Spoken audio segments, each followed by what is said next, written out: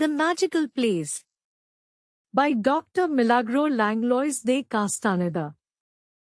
When I was asked to write about Sri Satya Sai Baba, I wondered what I could say about his love and glory that had not been said or written before.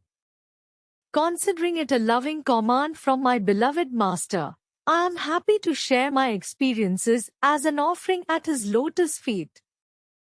I would like to briefly introduce myself so that you can understand the circumstances when Swami came into my life.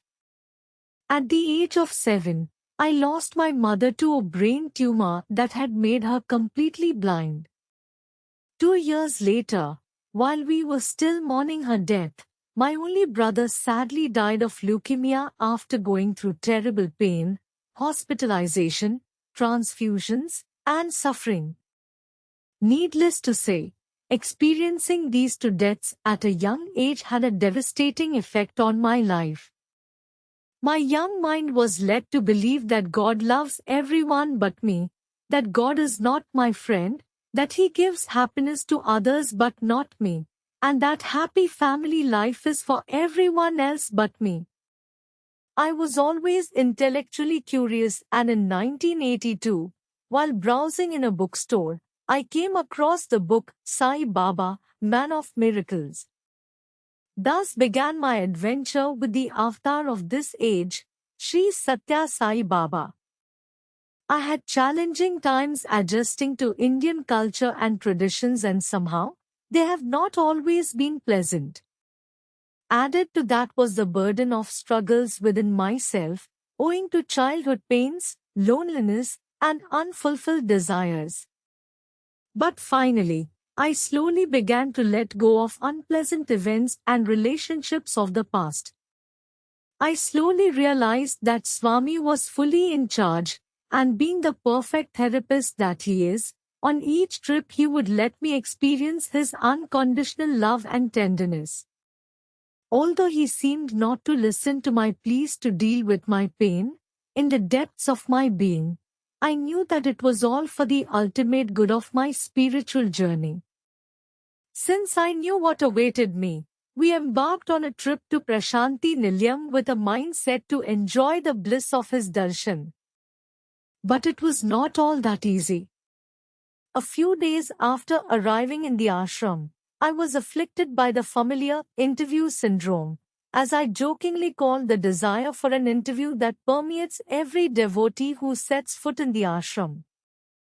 One afternoon after darshan, I came to my room frustrated, sad, and hopeless, and I appealed to Swami. Swami, I give up. I don't want to wish or ask you for anything anymore. Just let me experience that you have accepted me. I want to rest my head on your lap like a daughter with her mother. At that time, a medical conference was being held in Prashanti Nilayam, and fortunately, the group of doctors had special seating during darshan. Being part of the group, I had the front row darshan of Swami from close proximity. This physical closeness filled me with immense happiness. Exchanging glances with Swami assured me that there was a true heart-to-heart connection with him without the need for words. In one of these darshan, Swami materialized a necklace for a doctor and placed it around his neck. On the way out, I told Hector, my husband, how happy that person must have felt, and what I wanted most was to put my head on his lap as the doctor did when Swami put the necklace on him. It was a wishful desire, without urgency, simply the desire to surrender and reaffirm my feelings for my master. Days passed, the conference ended, and we returned to the daily routines of the ashram. I am not one of those who talk a lot in darshan lines and who can make friends quickly. However, from time to time, I came across certain people with whom I bonded more closely.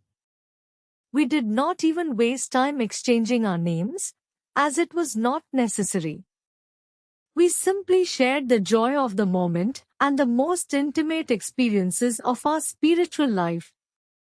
It was on one of those Prashanti Nilayam mornings when the sun rises with the chirping of birds, and the air is filled with sacred chants praising God and with the smell of jasmine.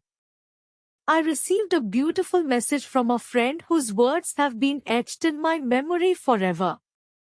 The friend said, search well, this place has magic, don't get lost in the hustle and bustle of people or your mind.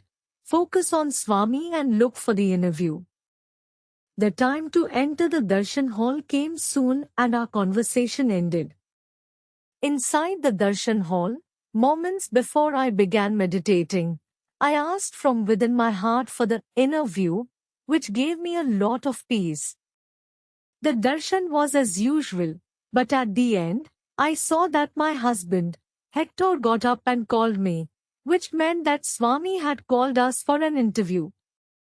With my heart racing, I walked toward the interview room for what seemed like an eternity. As I walked, I thought that everybody could even hear my heartbeat. While waiting for the interview, before Swami entered the room, I had a profound mystical experience, which I knew that other devotees had experienced.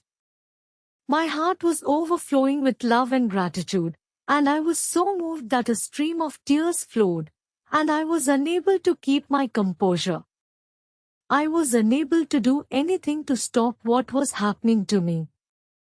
When Swami arrived, he looked at me and started the conversation. I regained my composure a little.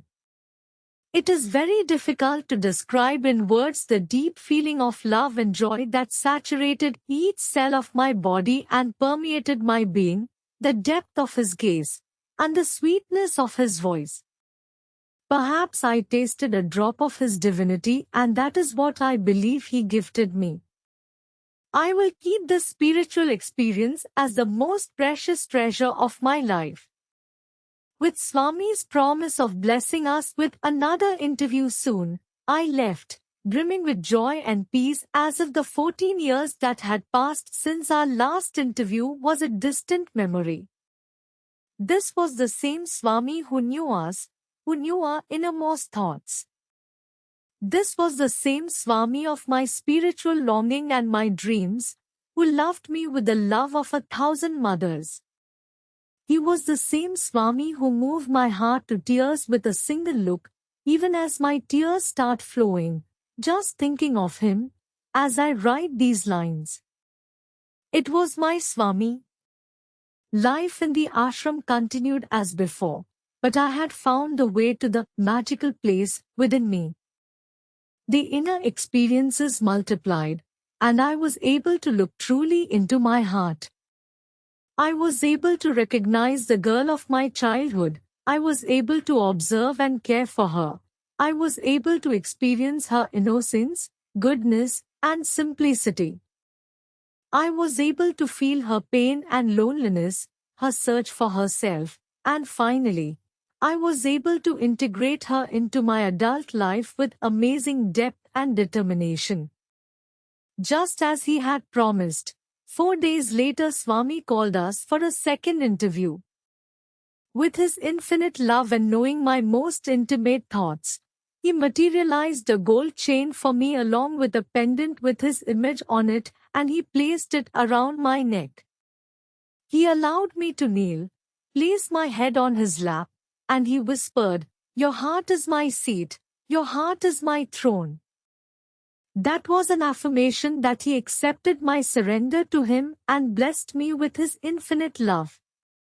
Swami continued to flood me with his motherly tenderness and allowed me to capture that moment with a photograph so that I could always cherish the memory of that magical moment when my prayer of resting my head on my Divine Mother's lap was fulfilled. Jai Sai Ram. Dr. Milagro Langlois de Castaneda.